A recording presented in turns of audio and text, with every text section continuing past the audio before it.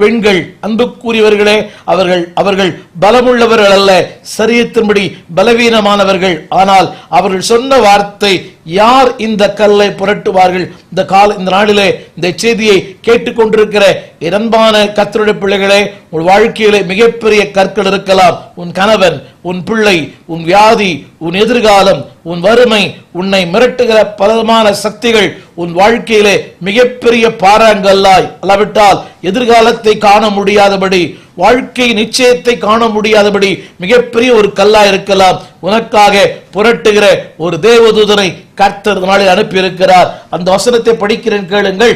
அந்த கல் மிகவும் பெரிதாய் இருந்தது.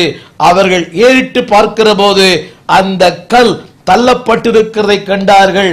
அங்கே வெள்ளையங்கி தரித்த ஒரு தூதன் அங்கே உட்கார்ந்திருந்தான்.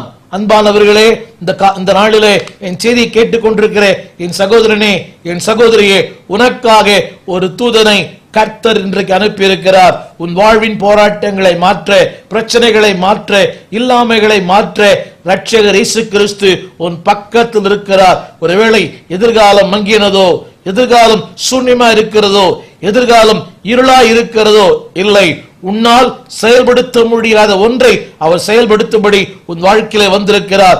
உன் வாழ்க்கையினுடைய கல்லை புரட்டி போடத்தால் இயேசு இந்த பூமியிலே உயிர்த்தெழுந்தார். அவர் வெறும் சரித்திர மகான் அல்ல, உன் வாழ்க்கையை புரட்டி போடுகிறவர், உன் தலையெழுத்தை மாற்றுகிறவர். ஒருவேளை ஜோசியங்கள், உன்னுடைய சாஸ்திரங்கள், பிறந்த நாள், இவையெல்லாம் உன்னை குறித்து தீமையாய் சொல்லலாம். உன்னுடைய தீமையை நன்மையாய் புரட்டுகிறவர், உன் தலையெழுத்தை மாற்றுகிறவர் ஆண்டவர் இயேசு. அதற்காகவே அவர் உயிர்த்தெழுந்தார். அங்கே அவர் காத்த வார்த்தை, அவர்கள் அந்த கல்லறைக்குள்ளே பிரவேசித்தார்கள்.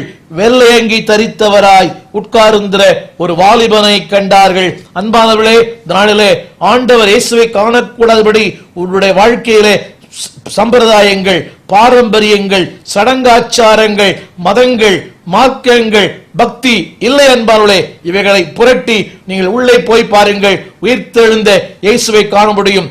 நான் இந்த உயிர்த்தெழுந்த இயேசுவை காணக்கூடாதபடிக்கு 17 ஆண்டுகள் மார்க்கத்தில் வைராக்கியம் உள்ளவனாய், பட்டிமன்றங்கள் பேசுகிறவனாய், வாதங்கள் செய்கிறவனாய், விவாதங்கள் புரிகிறவனாய் வாழ்ந்தேன். ஆனால் ஒரு நாளிலே என் வாழ்க்கையின் கல் புரட்டப்பட்டது. இயேசுவை சந்தித்தேன், என் வாழ்க்கை மாறிற்று. இன்றைக்கு என்னுடைய செய்தி 3 சொல்ல விரும்புகிறேன். யரோஸ், அவர் உயிர்த்தெழுந்த ஆண்டவர். அந்த தேவதூதன் சொன்ன வார்த்தை, அவர் உயிர்த்தெழுந்தார். அன்புக்குரியவர்களே, இதுநாள் வரை கேள்வி, இதுநாள் வரை பயம், இதுநாள் வரை பாடுகள், இதுநாள் வரை போராட்டம், இந்த நாளில்